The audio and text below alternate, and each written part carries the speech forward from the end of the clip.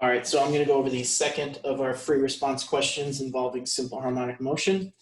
And so let me do a screen share here again so we can take a look at the problem. All right, this is, again, it's another pendulum problem. And this one's actually a little bit easier because now we don't have to use that length minus length cosine theta to figure out the height. They tell us the height. Remember, the height isn't the height off the ground. The height is the height, the difference between the equilibrium position and the position that the pendulum is at. And so they give that to us as 0.08 meters. But we still have a pendulum with a mass of 0.085 kilograms attached to a string of length 1.5 meters.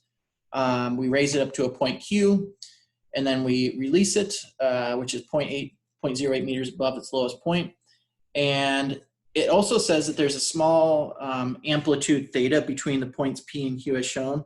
And the reason they say that there's a small amplitude is, well, there's a couple of reasons. One is that our knowledge of pendulums, these simple formulas that we write, are dependent on small oscillations. And also, it's not required for this problem, but if there's small oscillations, you can make use of something called the small angle approximation, which just says that the sine of some angle in radians is equal to that angle itself.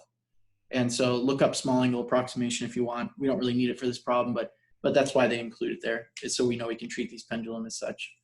And so the first part says, on the figures below, draw a free body diagram showing the forces acting on the bob in each of the situations described. So at point P is over here on the left, and then when it's at its lowest position.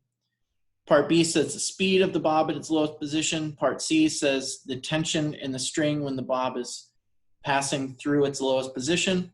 And then describe one modification that could be made to double the period of the oscillation. And so I'm actually just going to start with, D. And so what we want to know is, what do you need to do to this what do you need to do to the pendulum so that we get a period of double? And so if we want to double our period of the pendulum, remember our period of the pendulum again is T is equal to 2 pi times the square root of length over gravity. And so if I want to double this value, well, I could change G in some way, but assuming we have to stay on Earth, I'm going to keep G as is.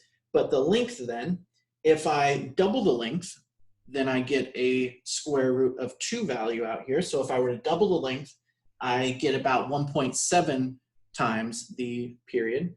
But if I were to quadruple the length, then if I were to quadruple the length, and so I'm going to write T2 right here, represent twice the period. If I double that, then it's going to be 2 pi times the square root of 4L over G, which is equal to 2 pi times the square root of L over G times, I should have put it in front here, and that's, if I take the 4 out of this square root, then that's equal to 2, and so that's 2 times 2 pi.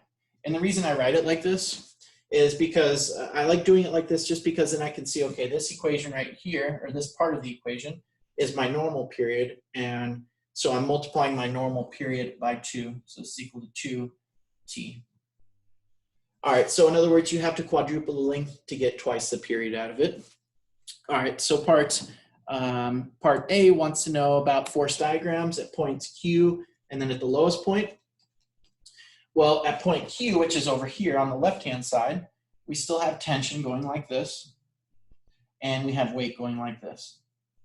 And so that's what your force diagram is going to look like at point Q. At the lowest point, it's just going to look straight up like this, T and weight. So those are your two force diagrams corresponding to point Q and then at the lowest point. The next part wants to know the speed of it at the lowest point. And so the speed of it at the lowest point, you can use conservation of energy again, and you can say that the potential energy of gravity is equal to the kinetic energy.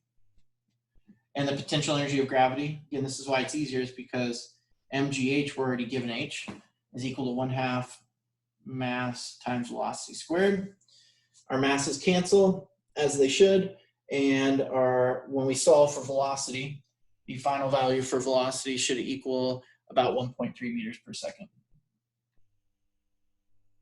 Like that. So that is our velocity at the lowest point. Part C wants to know the tension at the lowest point. And so if I go back and I write my force diagram, I say, okay, well, I have tension going up and weight going down. And so I say, okay, I have tension minus the weight is equal to, well, what is it equal to? Well, although a pendulum isn't going completely around in a circular way like that, it is undergoing a circular path. And so because it's undergoing a circular path, there's some net force on it. And so we call our net force centripetal force, and that's equal to mass times velocity squared over r. And from here we can say, okay, tension is equal to mv squared over r plus the weight, w. And our r corresponds to the length of the pendulum. And so when we plug all of that in, we should get a value of 0.93 newtons. So that's equal to 0.93. So that is our tension at the lowest point. And then we already went over D. We found that that was the length must be quadrupled to get twice the period. And so for the next video, I'll go over the last problem.